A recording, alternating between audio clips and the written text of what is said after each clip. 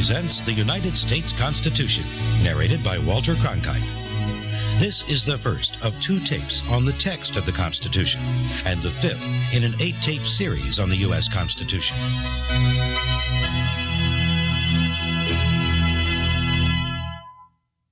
In the summer of 1787, 55 delegates from 12 states gathered in Philadelphia for the Federal Convention. The purpose of this meeting was to create a central government with powers greater than those authorized by the Articles of Confederation. Ratified in 1781, the Articles of Confederation had been severely criticized, especially by James Madison, Alexander Hamilton, and other proponents of strong central government. These nationalists spearheaded a movement for a convention that would strengthen the central government.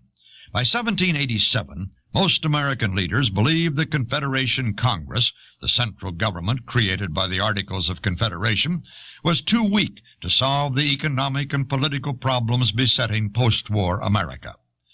This was the task assigned to the Federal Convention, to strengthen the federal government. Delegates were instructed to correct, amend, and enlarge the Articles of Confederation. But a funny thing happened on the way to the convention. Delegates from Virginia held pre-convention meetings in Philadelphia's Indian Queen Tavern. From these meetings, and from the mind of James Madison, there emerged a rough outline for a new constitution known as the Virginia Plan.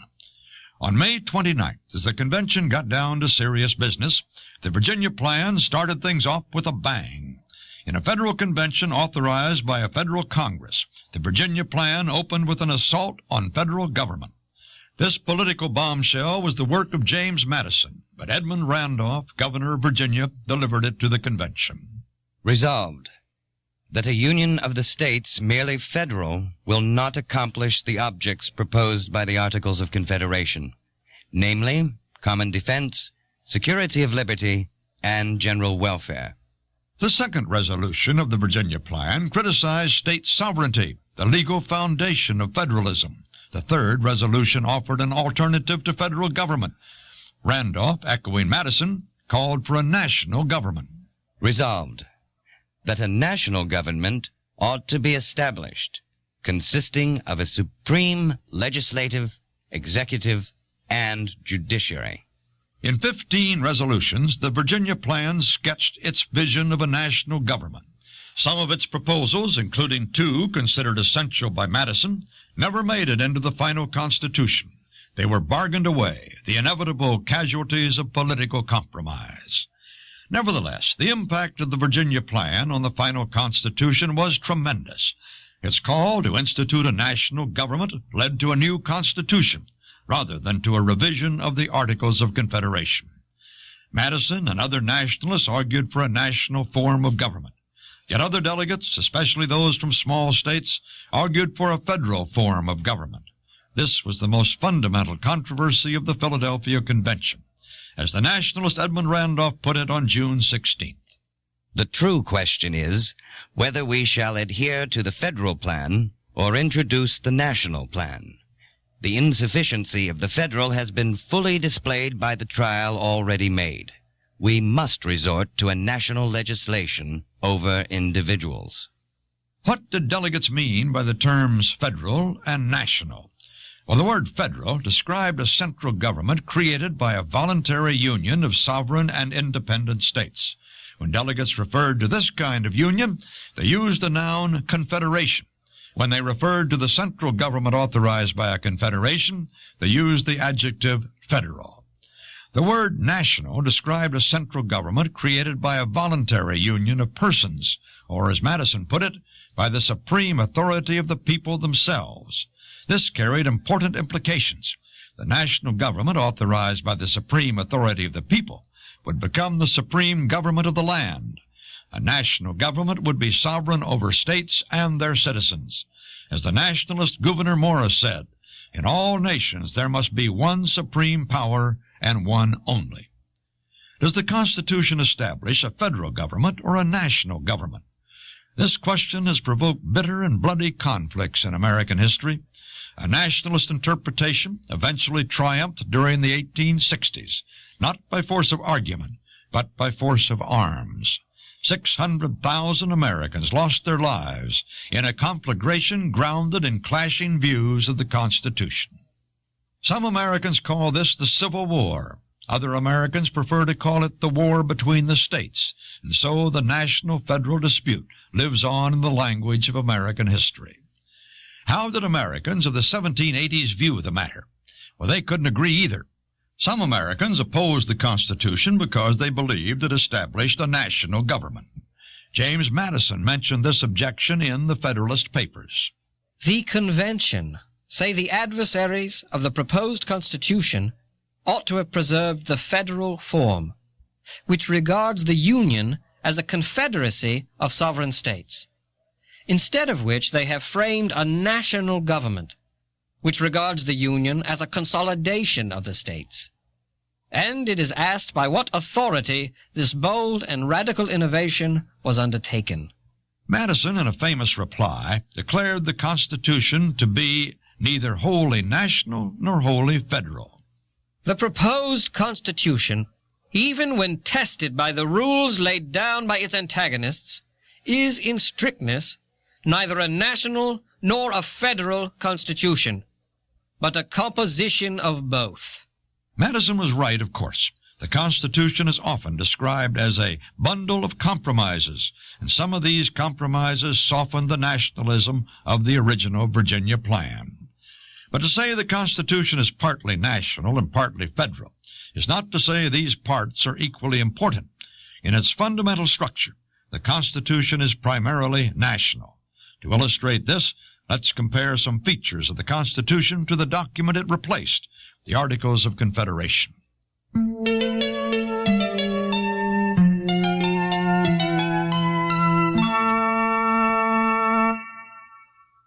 The Articles of Confederation, ratified in 1781, began with this line: The Articles of Confederation and Perpetual Union between the states of New Hampshire, Massachusetts Bay, Rhode Island and Providence Plantations, Connecticut, New York, New Jersey, Pennsylvania, Delaware, Maryland, Virginia, North Carolina, South Carolina, Georgia. The Articles of Confederation were an agreement, a social compact between sovereign and independent states. Compare this now to the Preamble of the Constitution of the United States. We, the people of the United States, in order to form a more perfect union, establish justice, ensure domestic tranquility, provide for the common defense, promote the general welfare, and secure the blessings of liberty to ourselves and our posterity, do ordain and establish this Constitution for the United States of America. The Constitution's preamble opens with "We the people" and never mentions the states individually. This was no accident or oversight. On August 6th, before the final preamble was written, a preliminary version had been submitted to the Philadelphia Convention. Crafted by a committee of detail, this early preamble mentions both the people and the states. We, the people of the states of New Hampshire, Massachusetts, Rhode Island and Providence Plantations, Connecticut, New York, New Jersey, Pennsylvania, Delaware, Maryland, Virginia, North Carolina, South Carolina, and Georgia, do ordain, declare, and establish the following Constitution for the government of the United States. As the convention approached its final week, a 5-man committee of style was instructed to write a polished draft of the Constitution. This committee's preamble, the one we know today, was the work of Pennsylvania's Gouverneur Morris, an ardent and intelligent nationalist. Morris was not exactly friendly to state governments, as he made clear during one debate. State attachments and state importance have been the bane of this country. We cannot annihilate, but we may perhaps take the teeth out of the serpents. Morris, in excluding a listing of the states from the preamble, delivered a serious blow to state sovereignty. Under the Articles of Confederation, the states retained their sovereignty. The central government created by this agreement, the Confederation Congress, had only those powers expressly delegated to it by the states. Article 2. Each state retains its sovereignty, freedom and independence, and every power, jurisdiction, and right which is not by this Confederation expressly delegated to the United States in Congress assembled. To understand the reasoning behind state sovereignty, we must realize that, before the Philadelphia Convention in 1787, all but 2 states already had drafted and ratified their own constitutions. Indeed, some of these constitutions, especially those of Massachusetts and New York, were used as models for some parts of the United States Constitution. State constitutions established individual states as sovereign, independent entities. This was the legal foundation of state sovereignty, and state sovereignty, in turn, was the legal foundation of the Articles of Confederation.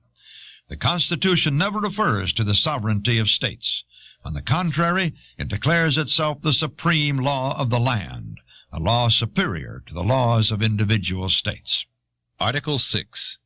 This Constitution, and the laws of the United States which shall be made in pursuance thereof, and all treaties made or shall be made under the authority of the United States, shall be the supreme law of the land, and the judges in every state shall be bound thereby, anything in the Constitution or laws of any state to the contrary notwithstanding. Notice how the Constitution, in this famous Supremacy Clause, declares itself supreme over state laws and over state constitutions. This is a radical departure from the Articles of Confederation. Indeed, this difference is implied in the very word Constitution. For 18th century Americans, a Constitution referred to the fundamental law of the land. Some historians call the Articles of Confederation America's first Constitution, but by 18th century standards this is a misnomer. The Articles never claimed to be a constitution with the authority of fundamental sovereign law. Rather, as stated in Article 3, the Articles were a league of friendship entered into by sovereign states, and the constitutions of these states were their fundamental laws. The Constitution of the United States, on the other hand, conveys sovereignty in its title. The word Constitution asserts implicitly what the Supremacy Clause asserts explicitly. This point is reinforced by the clause which immediately follows the Supremacy Clause. In Article 6, all state officers, legislative, executive, and judicial, are required to swear allegiance to the United States Constitution. The senators and representatives before mentioned, and the members of the several state legislatures, and all executive and judicial officers both of the United States and of the several states, shall be bound by oath or affirmation to support this Constitution, but no religious test shall ever be required as a qualification to any office or public trust under the United States. The Constitution delivers another blow to state sovereignty in Article 4, Section 4. The United States shall guarantee to every state in this Union a republican form of government, and shall protect each of them against invasion, and on application of the legislature, or of the executive when the legislature cannot be convened, against domestic violence. As a guardian of republican governments in every state, the Constitution empowers the national government to assess the fitness of state constitutions.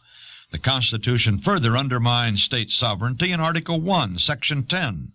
Here states are expressly prohibited from engaging in certain activities, and many of these activities in 18th century eyes were powers essential to a sovereign government. Article 1, Section 10. No state shall enter into any treaty, alliance, or confederation, grant letters of marque and reprisal, coin money, emit bills of credit, make anything but gold and silver coin a tender in payment of debts, pass any bill of attainder, ex post facto law, or law impairing the obligation of contracts, or grant any title of nobility. No state shall, without the consent of the Congress, lay any imposts or duties on imports or exports, except what may be absolutely necessary for executing its inspection laws, and the net produce of all duties and imposts laid by any state on imports or exports shall be for the use of the Treasury of the United States, and all such laws shall be subject to the revision and control of the Congress. No state shall, without the consent of Congress, lay any duty of tonnage, keep troops or ships of war in time of peace, enter into any agreement or compact with another state or with a foreign power, or engage in a war, unless actually invaded, or in such imminent danger as will not admit of delay. The national character of the Constitution also is illustrated in how it was ratified.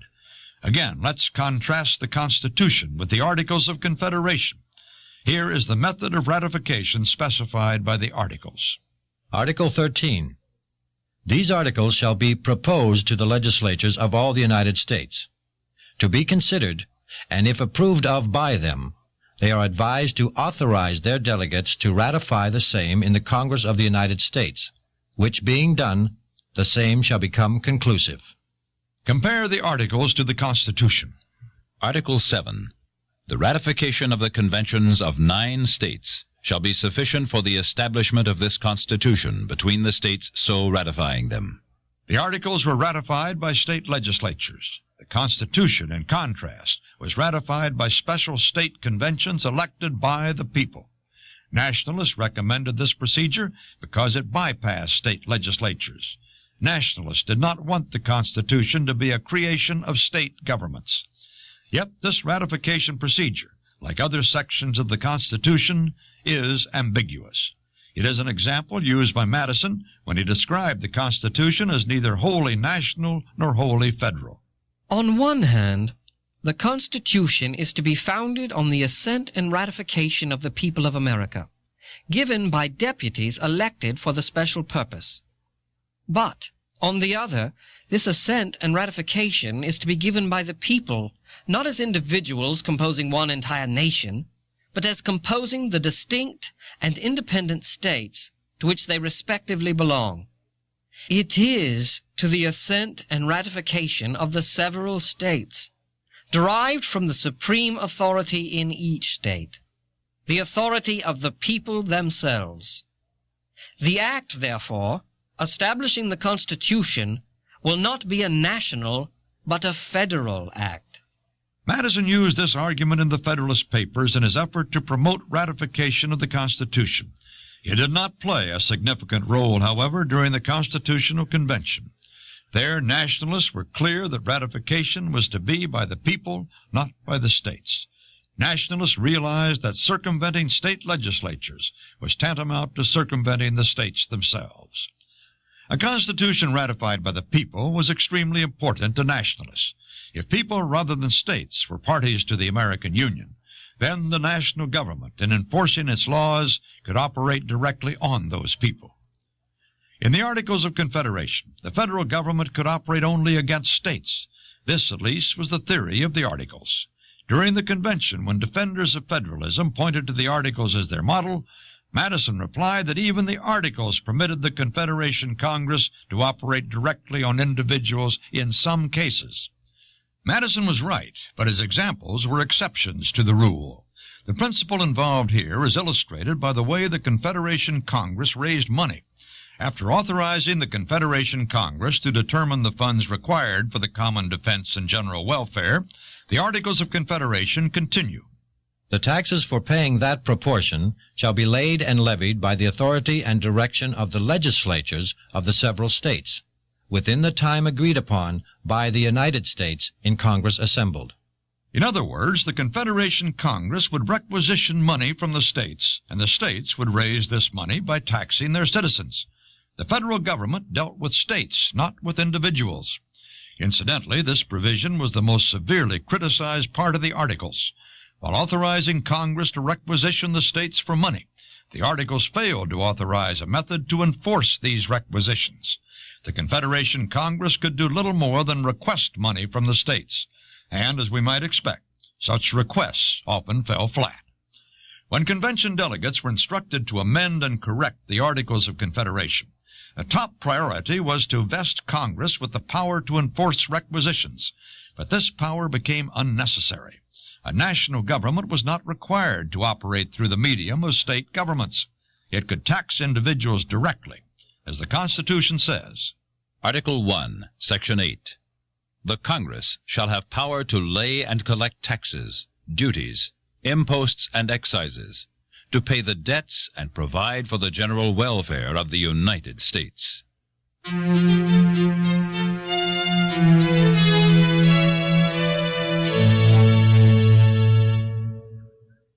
We have examined several differences between the Constitution and the Articles of Confederation. Well, how did Americans in the 1780s view these differences? Did they see the Constitution as a radical departure from the Articles, or did they see the Constitution as an extension and elaboration of principles already contained in the Articles? Then as now, the answer depends on who you listen to. Perhaps we should consult the father of the Constitution himself, James Madison.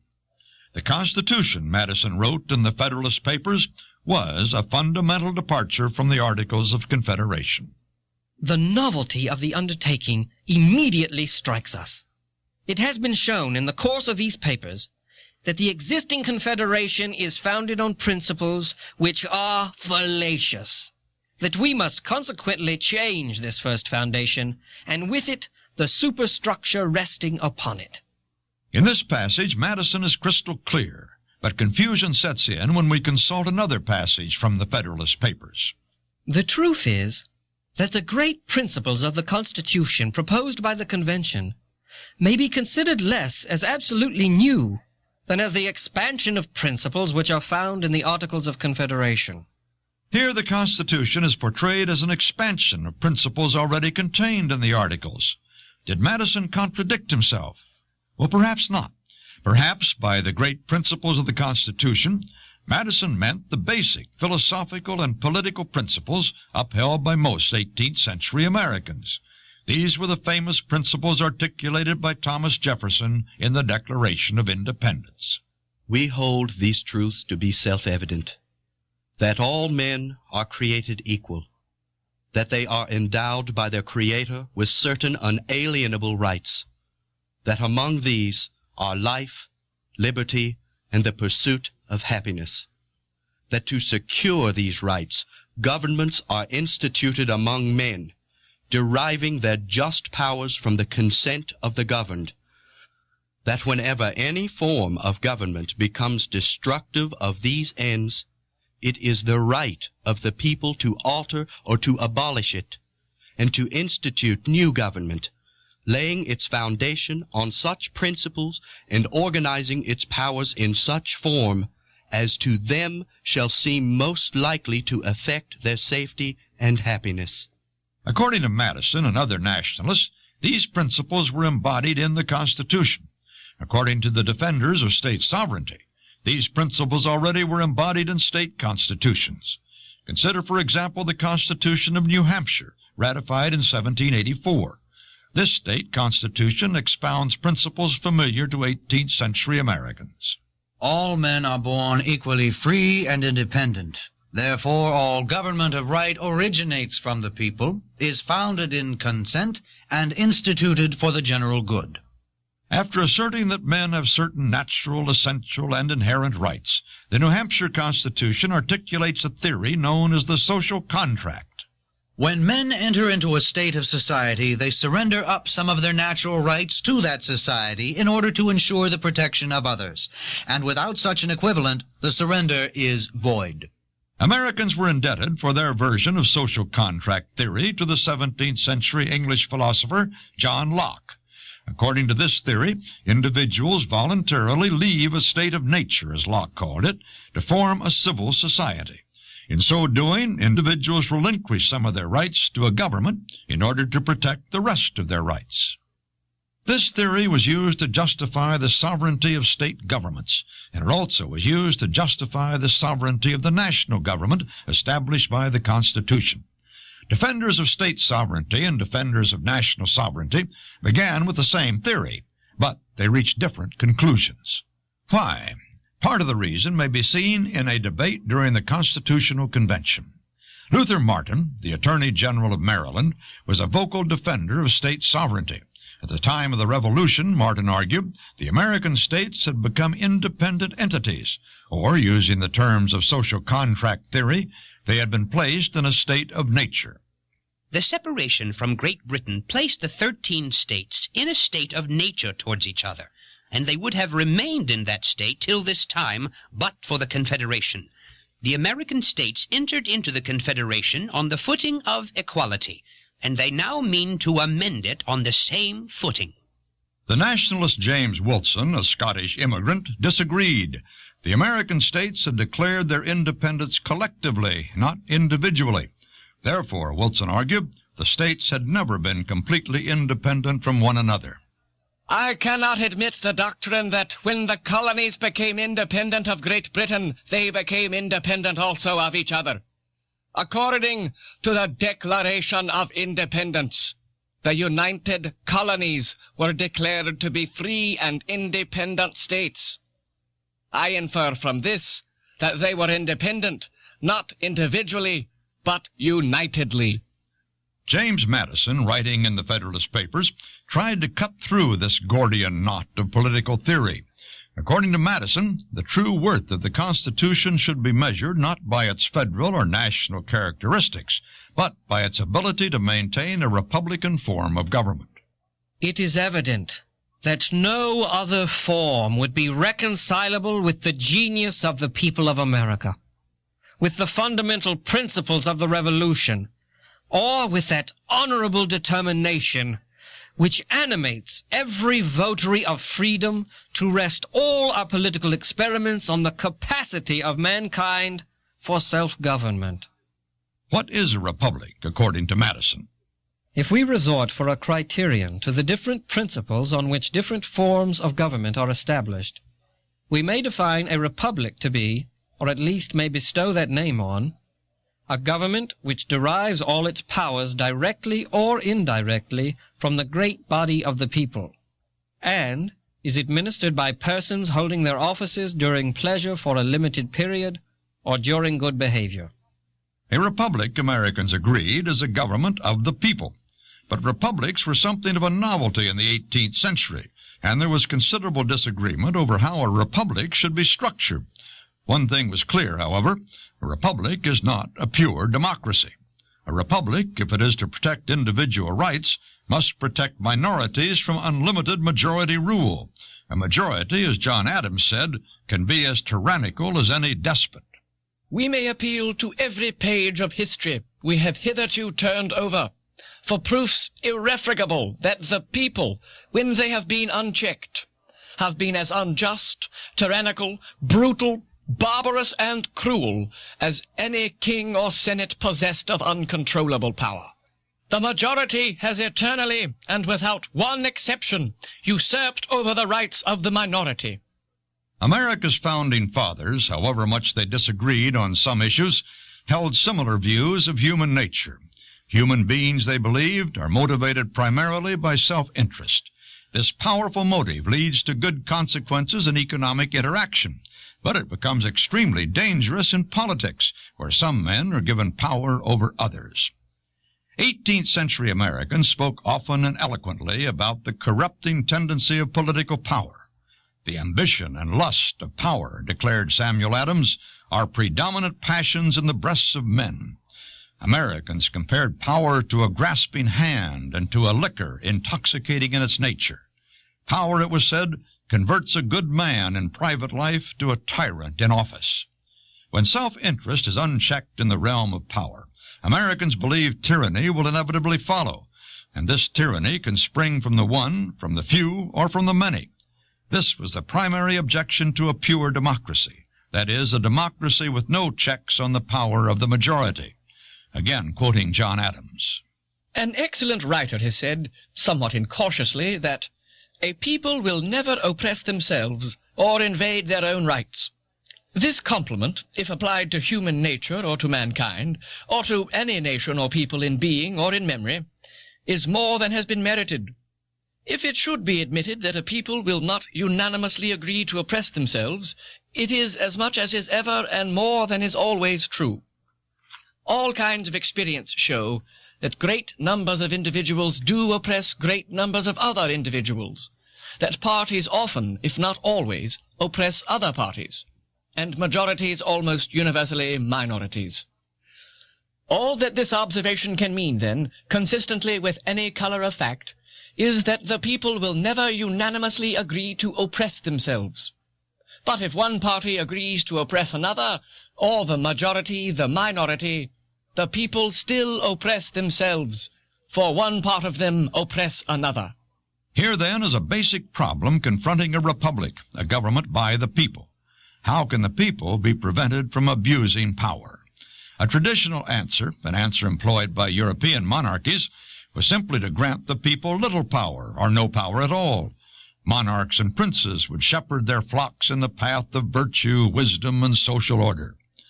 Of course, Americans reared in a revolutionary tradition weren't going to accept this rationale for despotism.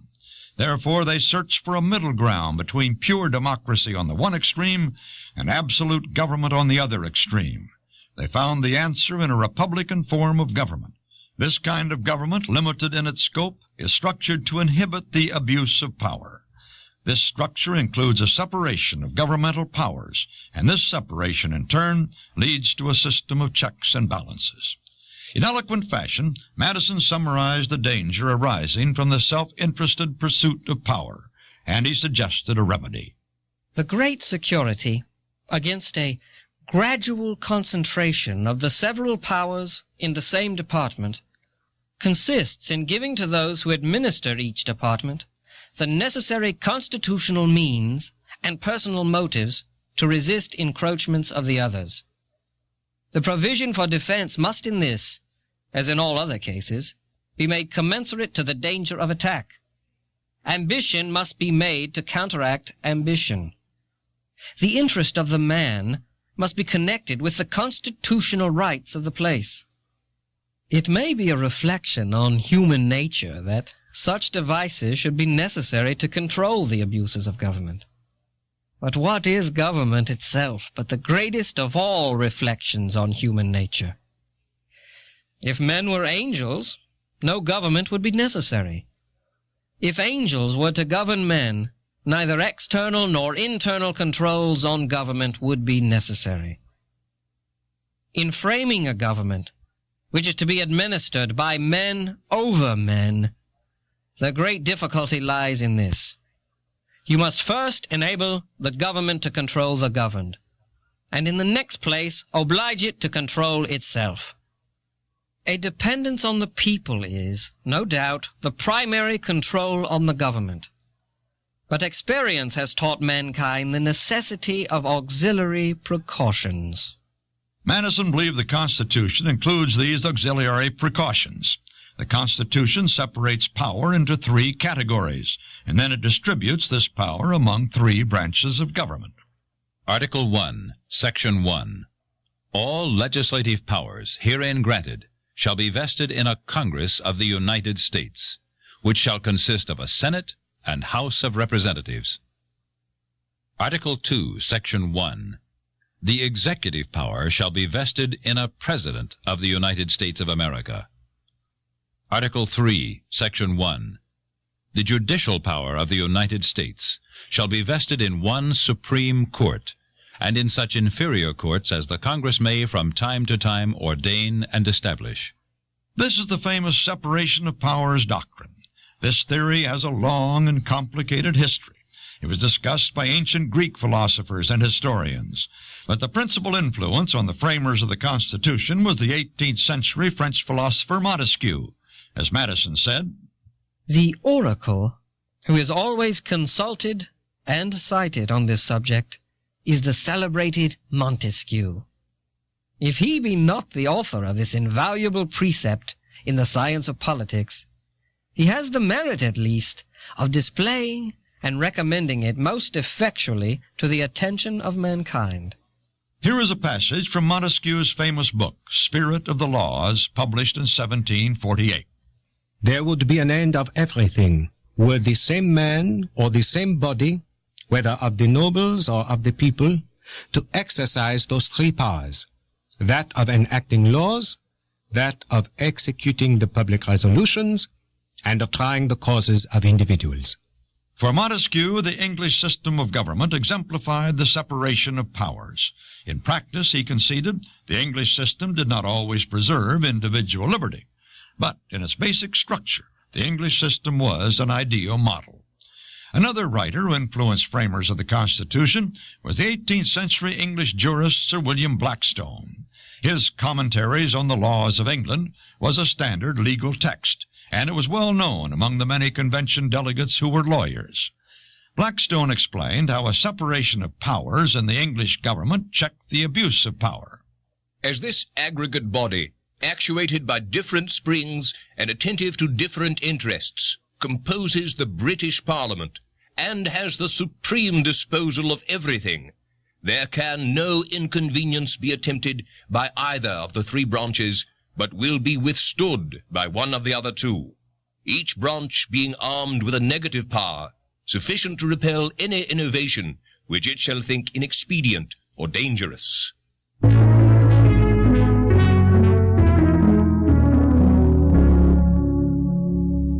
This is the end of Side 1.